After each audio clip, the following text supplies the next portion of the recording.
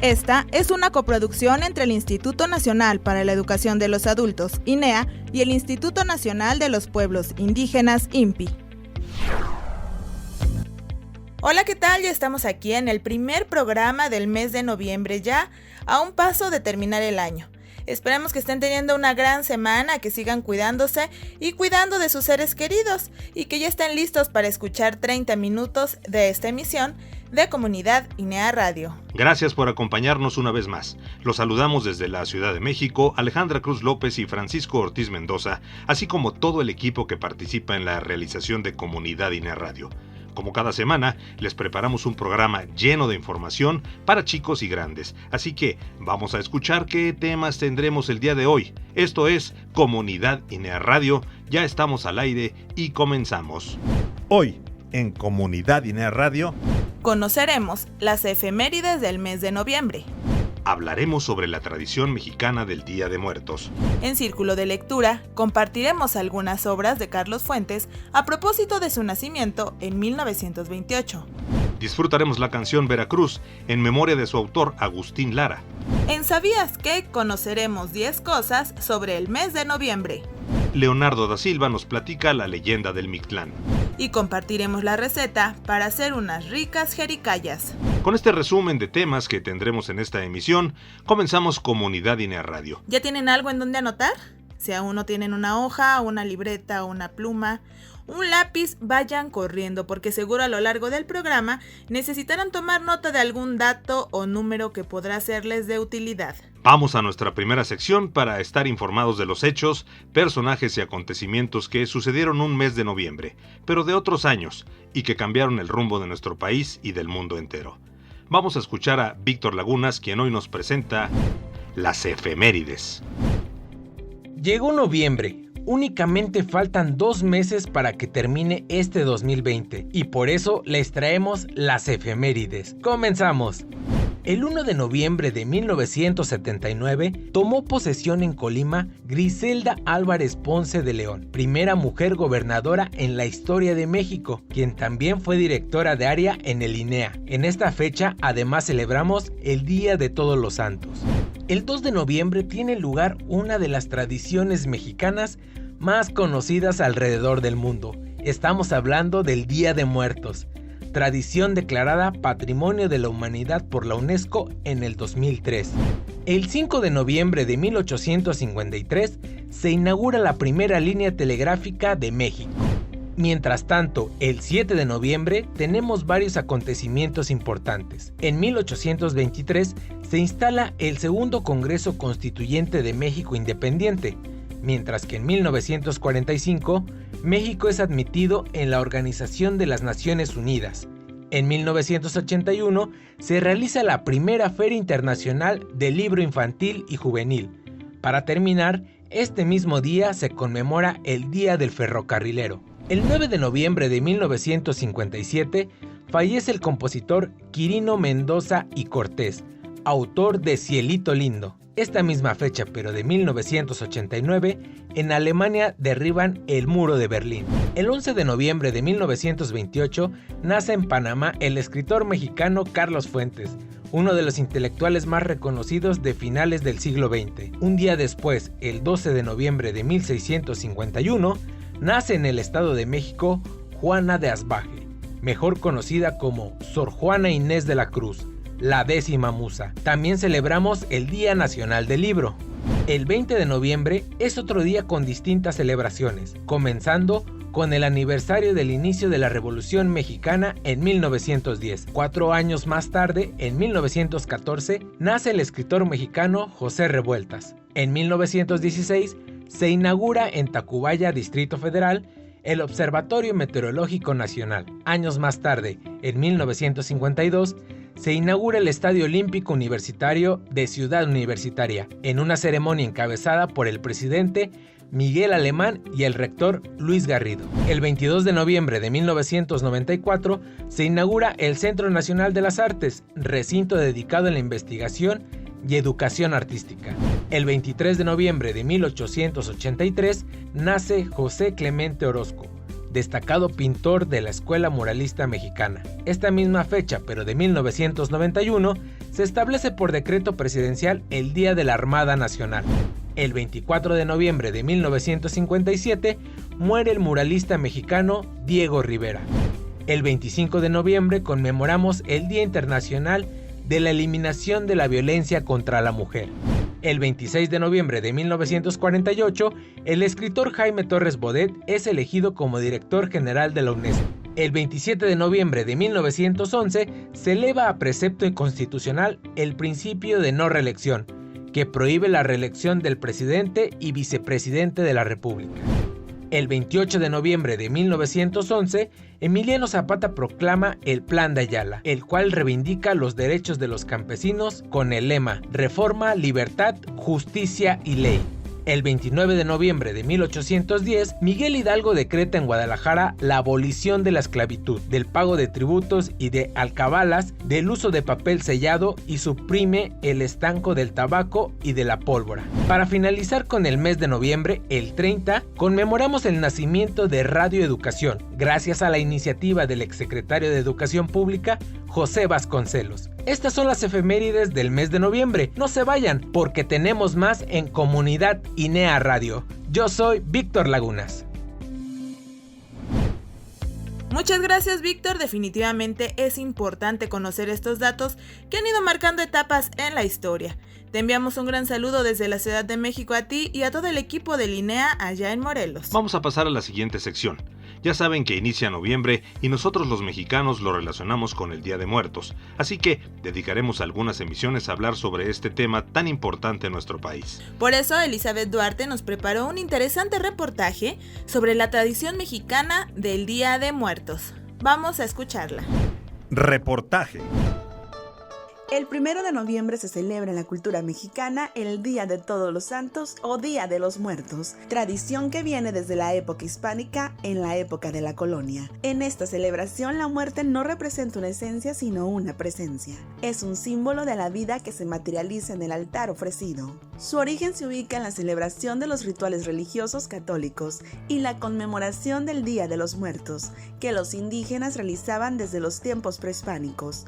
Los pueblos originarios de nuestro país trasladaron la veneración de sus muertos a los calendarios cristianos, los cuales coincidían con el final del ciclo agrícola del maíz. La celebración del Día de los Muertos se lleva a cabo los días 1 y 2 de noviembre, ya que se divide en dos categorías según el calendario católico. El 1 de noviembre corresponde a Todos los Santos, día dedicado a los niños, y el 2 de noviembre a los fieles difuntos, que es considerado para los adultos. Durante esta fecha las familias colocan una ofrenda o altares decorados con flores de cempasúchil, o flores que en su vida sus difuntos preferían, así como papel picado, calaveritas de azúcar, pan de muertos y algún platillo bebida al gusto del difunto, a quien va dedicado, así como en tiempos prehispánicos se acostumbraba a colocar incienso para armonizar el lugar. La tradición indica también que para facilitar el retorno de las almas a las tierras de los vivos se debe esparcir pétalos de flores de cempasúchil y colocar velas trazando el camino que va a recorrer el difunto para que las almas no se pierdan y lleguen a su destino. La tradición que marcaba este ritual decía que el camino empezaba desde la casa de los familiares hasta el panteón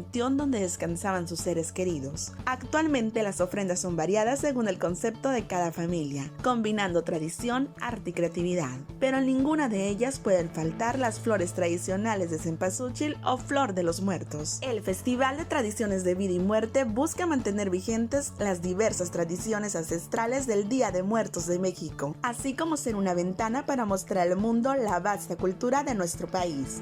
Por ello es que la UNESCO la inscribió en su lista del Patrimonio Cultural Inmaterial de la Humanidad en 2018, defendiéndola como una expresión tradicional integradora, representativa y comunitaria. Por una cultura de educación y tradiciones orgullosamente mexicanas, desde el estado de Sonora los saluda Elizabeth Duarte y los invito a continuar con nosotros aquí en Comunidad INEA Radio.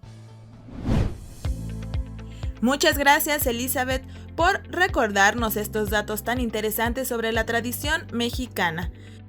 Los invitamos a que descubran más de esas costumbres en internet o en bibliotecas tanto físicas como virtuales. Efectivamente, y si en estos lugares hay muchos títulos de libros, ya saben que siempre tratamos de motivarles a practicar el hábito de la lectura, y qué mejor que hacerlo a través de un gran escritor. El día de hoy, Yareli Gamiño nos da un recorrido por algunas obras de Carlos Fuentes a propósito de su nacimiento el 11 de noviembre de 1928. Círculo de lectura. El escritor Carlos Fuentes nació el 11 de noviembre de 1928, en Panamá, para luego trasladarse a nuestro país a la edad de 16 años, en donde estudió la licenciatura en Derecho en la Universidad Nacional Autónoma de México. Fuentes no solo logró el reconocimiento a nivel nacional, sino también internacional por sus excelentes escritos, tanto en cuentos, novelas, ensayos y discursos. Fue reconocido con los premios Rómulo Gallegos en 1977, el Cervantes en 1987 y el Príncipe de Asturias de las Letras en 1994. Además, fue nombrado miembro honorario de la Academia Mexicana de la Lengua en el 2001, entre otros galardones y reconocimientos. Carlos Fuentes, un prodigio de la escritura latinoamericana, plasma en cada una de sus historias, por un lado, un sentimiento de búsqueda de identidad, nacionalismo, y por el otro, es un maestro del suspenso. Aquí te presento 3 de sus obras para que conozcas un poco más de este gran escritor. La primera es Aura, publicada en 1962. Es una novela corta que cuenta la historia de Felipe Montero, joven historiador contratado por una mujer mayor para reunir y ordenar las memorias de su esposo difunto, para que pudieran ser publicadas. La señora que lo contrata, Consuelo Llorente, vive con su sobrina Aura. Montero se enamora de Aura, ojiverde y de belleza exuberante, y pretende salvarla del aprisionamiento que le hace su tía. Pronto, descubre a través de las memorias del general y la atmósfera lóbrega de la novela que la verdad trasciende el umbral de la fantasía y la realidad. Ahora les hablaré de La región más transparente, publicada en 1958. Es la obra donde Fuentes desdibujó la intimidad de la identidad nacional al extraer los valores de la ambición, la esperanza, desesperanza, y las fobias de la sociedad, tanto en sentido sociopolítico como económico. El escritor buscaba una identidad, la marca que validara al mexicano frente a los demás pueblos del mundo, partiendo desde la historia colonial, los matices de la revolución y los intentos de establecer el progreso después del conflicto de 1910. En esta novela se puede incursionar en la aristocracia revolucionaria o en el estancamiento de la clase rural, una aproximación a las diferentes vertientes que tejieron la historia del país. Por último, les hablaré de La silla del águila, del 2003. Es el relato de un futuro alterno y ficticio, tal vez no muy lejano, donde México se ha quedado sin telecomunicaciones y computadoras, ya que Estados Unidos nos tiene castigados, mientras se relata una lucha del poder a la presidencia que oculta un secreto que deberá ser protegido sin importar las consecuencias. Los invito a consultar alguna de estas obras, estoy segura que no se arrepentirán. Yo soy Yareli Gamiño, les agradezco su compañía en este círculo de lectura. Hasta la próxima. Pues ahora ya no tienen pretexto. En esta ocasión, Yareli no solo nos recomendó una obra, sino 3 que pueden buscar y leer desde la comodidad de su hogar. Así es que, pues muchas gracias Yareli por estas recomendaciones. Y antes de pasar al segundo bloque del programa, vamos a escuchar una canción de un compositor e intérprete mexicano. Él es Ángel Agustín María Carlos Fausto Mariano Alfonso del Sagrado Corazón de Jesús Lara y Aguirre del Pino, mejor conocido como Agustín Lara, quien murió el 6 de noviembre de 1970. Esta canción se titula Veracruz y es en la voz de Sergio Ignacio Martínez Ruiz y su grupo Boleras.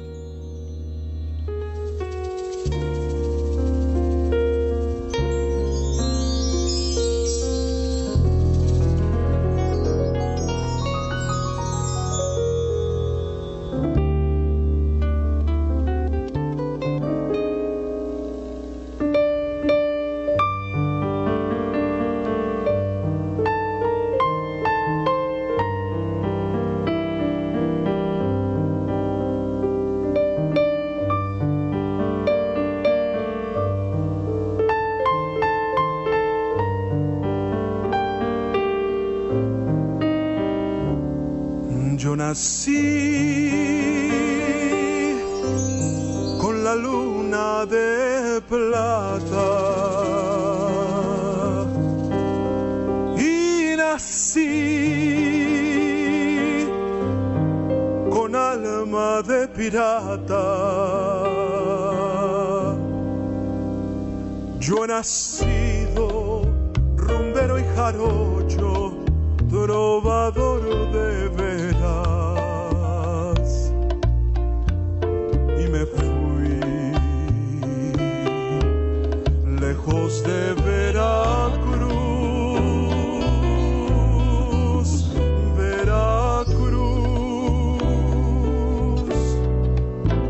rinconcito donde hacen sus nidos las olas del mar. Veracruz, pedacito de patria que sabe reír y cantar. Veracruz, son tus noches diluvio de estrellas, palmera y mujer. Veracruz, vibran en mi ser. Algún día hasta tus playas lejanas tendré que volver.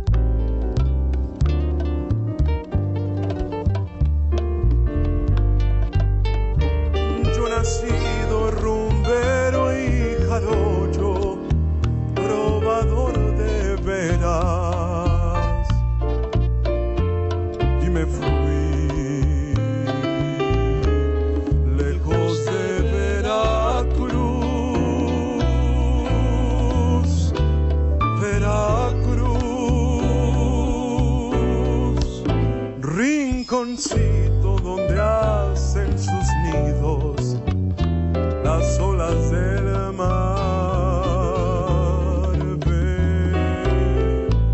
Veracruz, pedacito de patria que sabe reír y cantar.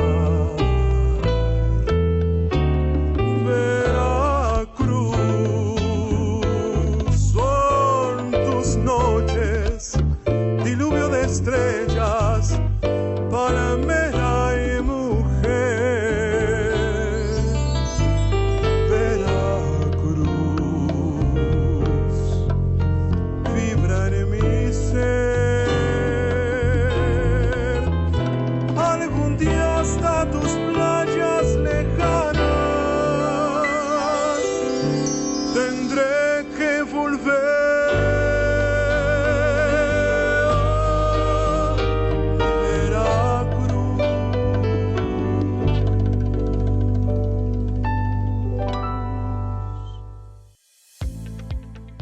Ya estamos de regreso aquí en Comunidad INEA Radio, esperamos que hayan disfrutado de esta canción y que se hayan levantado a estirar las piernas.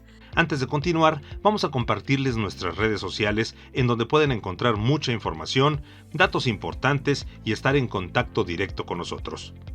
En Facebook tenemos una cuenta en @INEA Nacional. También pueden buscarnos en Twitter, ahí aparecemos como @INEAMX. Tenemos un canal en YouTube que es INEA Nacional. Y por último, en Instagram tenemos una cuenta que es INEA-MX. Escríbanos, estaremos muy contentos de leerlos.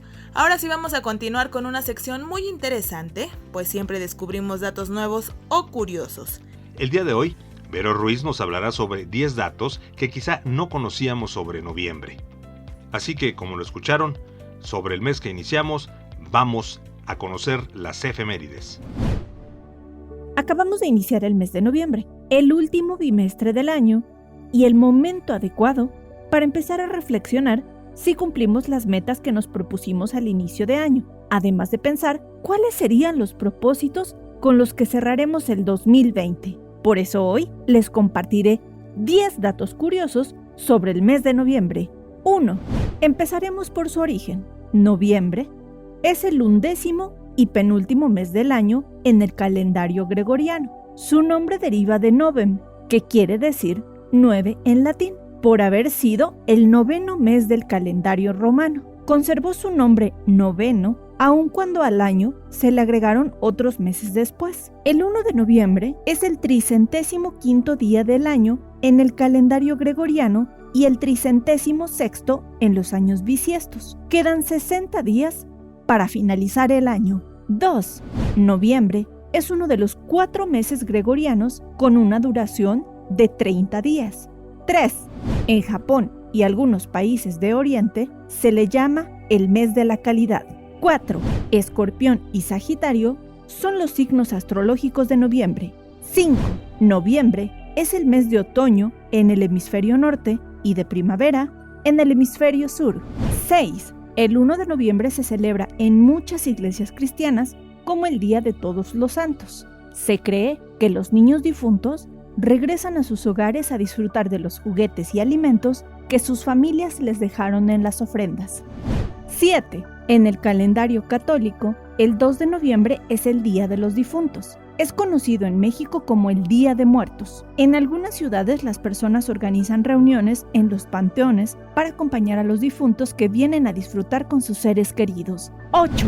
Se cree que el 3 de noviembre toca a las mascotas fallecidas volver a sus hogares a disfrutar de una fresca agua y de los alimentos que más disfrutaban en vida. 9. El Día de Acción de Gracias se celebra el 4º jueves de noviembre en los Estados Unidos. 10. En algunos países, la flor que representa noviembre es el crisantemo. Sin embargo, en México, la flor de cempasúchitl simboliza el Día de Muertos. Gracias a su color y aroma, es uno de los elementos más representativos de las ofrendas. Su nombre proviene del náhuatl Sempoalxochitl, que significa 20 flores o varias flores. Espero que estos datos hayan sido de su interés. Los espero la próxima semana con más curiosidades. Yo soy Vero Ruiz. ¡Hasta pronto! Qué datos tan interesantes, algunos ya conocidos y otros que nos dejaron con el ojo cuadrado. Muchas gracias, Vero, un saludo, te esperamos la próxima semana con más datos interesantes. Bien, pues ahora vamos a otra sección que nos gusta mucho a chicos y grandes. A propósito del mes de noviembre, el día de hoy en Leyendas para Soñar, Leonardo da Silva nos platica la leyenda del Mictlán que dio origen a la tradición del Día de Muertos. Vamos a escucharlo. Leyendas para Soñar. La leyenda del Mictlán dio vida al Día de Muertos. De acuerdo a la cosmovisión mexica, el Mictlán, lugar de los muertos, era el nivel inferior de la tierra de los muertos. El camino a este recinto tenía 9 niveles verticales y descendentes. Se creía que el viaje duraba 4 años y que al llegar a Mictlán, luego de haber superado todos los obstáculos, el alma del difunto era recibida por Mictlantecuhtli y Mictlancíhuatl, las deidades del inframundo, quienes le anunciaban el final de sus pesares. Al Mictlán se dirigían por igual nobles y plebeyos, sin distinción alguna de rango ni de riquezas, pues la muerte no discrimina a nadie. Parte de los rituales funerarios para despedir a los difuntos en el México prehispánico era la confección de un discurso fúnebre y acto seguido el difunto abandonaba este plano terrenal y despertaba a la orilla de un río, que sería la primera de las pruebas para encontrar el descanso eterno de su alma. Este viaje no era una tarea sencilla, pues cada nivel ponía a prueba su carácter, convicción y resistencia. Primer nivel, Chiconahuapan, también llamado Itzcuinintlan, o lugar de los perros. Este sitio estaba a la orilla de un caudaloso río que el muerto debería de atravesar con la ayuda de un xoloescuincle de color parduzco. Segundo nivel, Tepectli Monamictlán, el lugar de los cerros que se juntan. En este nivel se dice que existían 2 cerros que se abrían y se cerraban, chocando entre sí de manera continua. Los muertos, por lo tanto, deberían de buscar el momento oportuno para cruzarlos sin ser triturados. Tercer nivel, Ixtepetl. En este lugar se encontraba un cerro cubierto de filosísimos pedernales que desgarraban los cadáveres de los muertos cuando estos tenían que escalarlos para cumplir con su trayectoria. Cuarto nivel, Itzeecayan. El lugar del viento de obsidiana. Era un sitio desolado de hielo y piedra abrupta. Quinto nivel, Paniecatacoyan. El lugar donde la gente vuela y se voltea como banderas. Se dice que este lugar se ubicaba al pie del último collado o colina del Itzegueyacan, donde los muertos perdían la gravedad y estaban a merced de los vientos que los arrastraba hasta que finalmente eran liberados. Sexto nivel, Timiminalhuayan, el lugar donde la gente es flechada. Aquí existía un extenso sendero a cuyos lados manos invisibles enviaban puntiagudas saetas para acribillar a los cadáveres de los muertos que lo atravesaban. Séptimo nivel, Teocoyohuehualoyan. Aquí los jaguares abrían el pecho del muerto para comerse su corazón. Octavo nivel, Izmictlán Apochcalolca. En esta laguna de aguas negras, el muerto terminaba de descarnarse y su tonoalli, es decir, su alma, se liberaba completamente del cuerpo. Noveno nivel, Chicunamictlán. Aquí el muerto debería de atravesar las 9 aguas del Chiconahuapan y una vez superado este último obstáculo, su alma sería liberada completamente de los padecimientos del cuerpo. Para transitar estas pruebas, el difunto debía ir surtido de algunos amuletos y pertenencias para facilitar su camino. Algunas de ellas son agua, mantas, armas y papeles que los oficiales le colocaban. Al final de este viaje tan largo a través del Mictlán, el difunto debía entregar a Mictlantecuhtli los tributos que se le habían entregado antes de despertar a la orilla del río, pues no sería justo llegar ante el mismísimo Señor de la Muerte con las manos vacías, ¿no les parece? Yo soy Leonardo da Silva Vieira, regresamos a cabina de Comunidad INEA Radio con Alejandra y Francisco. No le cambien y feliz Día de Muertos. Muchas gracias, Leonardo, estuvo muy interesante esta leyenda. Te esperamos la próxima semana. Un saludo. Estamos por terminar esta emisión, pero antes de despedirnos vamos a escuchar a Pati Tirado, que nos comparte una deliciosa receta de las famosas jericayas. Tome nota de los ingredientes y la preparación para que puedan hacerlas en casa. El sabor de mi pueblo. Las jericayas es un postre que ha llenado de sabor las casas de los mexicanos, pero en especial las tapatías. Es reconocida a nivel internacional desde sus primeras versiones en el siglo XVIII hasta nuestros días. Se sabe que la jericaya se preparaba de una forma tradicional y con ingredientes naturales. Al igual que muchos productos tradicionales, su origen es incierto. Debido a su parecido a la natilla europea, se tiene la idea de que era elaborado en los conventos y se cree que su nombre proviene de Jerica, pueblo de la provincia de Castellón en Valencia, España. Como resultado de los mestizajes culinarios entre el Nuevo y el Viejo Mundo, la jericaya mezcla ingredientes mexicanos y europeos como leche, canela, azúcar, huevo y vainilla. Luego de mezclar, batir y hornear los ingredientes, se obtiene una golosina que recuerda el sabor al flan, pero con una sensación muy ligera en la boca. Una leyenda muy popular ubica el origen de este manjar en México en las cocinas del Hospicio Cabañas, que data del siglo XIX. El postre lleva el nombre del lugar en donde nació una de las monjas que cocinaba para los niños huérfanos de este lugar, ubicado en el antiguo barrio de San Juan de Dios, en el centro de Guadalajara. Aquí las monjas del hospicio, en busca de darles un alimento atractivo y nutritivo, crearon un confite lleno de calcio y proteína. Luego de hornear la mezcla por primera vez, las monjas notaron un pequeño aspecto quemado en la superficie. Al probarlo, se dieron cuenta de que la capa dorada con toques tostados aportaba un sabor único. ¿Quieres hacer jericayas en tu casa? Te comparto aquí la receta súper sencilla. Vas a comprar 1 litro de leche de vaca, una cucharada de extracto de vainilla, 5 huevos, una raja de canela y 200 gramos de azúcar blanca. En una cacerola, vacía la leche, la raja de canela, el extracto de vainilla y el azúcar. Cocina la mezcla a fuego medio y muévela constantemente para que los ingredientes se integren adecuadamente. Pon a precalentar el horno a 180 grados centígrados. En un tazón, vacía los huevos y bate un poco con un tenedor o batidor globo. En cuanto la leche hierva, retira del fuego, agrega poco a poco la mezcla de leche al tazón con los huevos y mezcla muy bien para que no se hagan grumos. Ya que está mezclado perfectamente, cuela la mezcla y vacía en cada uno de los 6 moldes a 3/4 de su capacidad. Coloca los moldes en un refractario que puedas meter al horno. Agrega agua caliente en el refractario hasta que cubra la mitad de los moldes para que se cocinen a baño María. Mete al horno y hornea a 180 grados durante 45 minutos o hasta que la superficie quede doradita. Retira del horno, deja enfriar y estará lista para saborear. Yo soy Patricia Tirado y los invito a continuar aquí con nosotros en su programa Comunidad INEA Radio.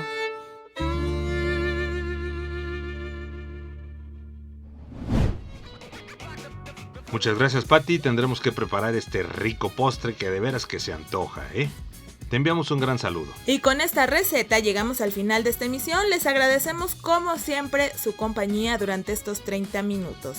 Nos despedimos desde la Ciudad de México. Francisco Ortiz Mendoza y Alejandra Cruz López en los micrófonos. Marisela Calderón estuvo en la coordinación de producción. Jonathan Vargas y Matías Velázquez, como siempre, en la realización. Víctor Lagunas, Yareli Gamiño, Elizabeth Duarte, Leonardo da Silva y Vero Ruiz en los reportajes especiales. Patricia Tirado, Ricardo Vergara y Javier Bonilla en la investigación, con el respaldo siempre de la Dirección de Concertación y Alianzas Estratégicas del INEA y por supuesto de nuestro gran aliado, el Instituto Nacional de los Pueblos Indígenas, INPI. Recuerden que tenemos una cita aquí, en Comunidad INEA Radio, la próxima semana. Hasta pronto.